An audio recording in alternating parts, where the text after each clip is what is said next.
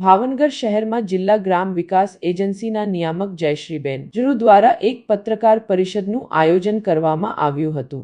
મહિલાઓને સશક્ત કરવા માટે આગામી 19 અને 21 તારીખના રોજ સશક્ત નારી મેળાનું આયોજન થવા જઈ રહ્યું છે।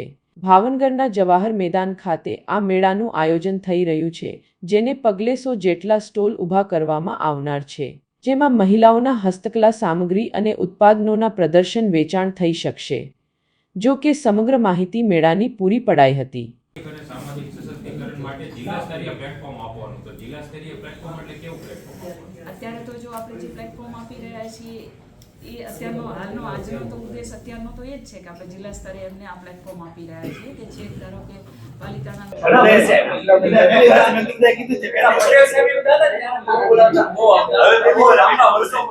19મી ડિસેમ્બરના 10:30 કલાકે સશક્ત નારી મેળો જીએલપીસીના વડપણ હેઠળ ભાવનગર ખાતે આપણે આયોજિત કરવા જઈ રહ્યા છીએ।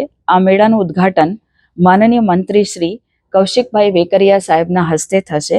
આ મેળામાં 100 સ્ટોલ જુદી જુદી મહિલાઓ દ્વારા બનાવેલી વસ્તુઓના મૂકવામાં આવેલા છે।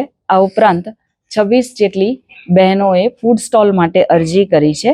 આ તમામની પોતાની હાથે બનાવેલી વસ્તુઓનું વેચાણ કરવામાં આવશે અને આ વેચાણને આપ સૌના સહયોગથી ઘર ઘર સુધી પહોંચાડવામાં આવે એવી નમ્ર વિનંતી સાથે અપીલ છે અને ભાવનગરની જનતાને આહવાન છે કે આ મેળાને સફળ બનાવે અને બહેનોને પોતાના ઉત્પાદનોની યોગ્ય કિંમત મળી રહે।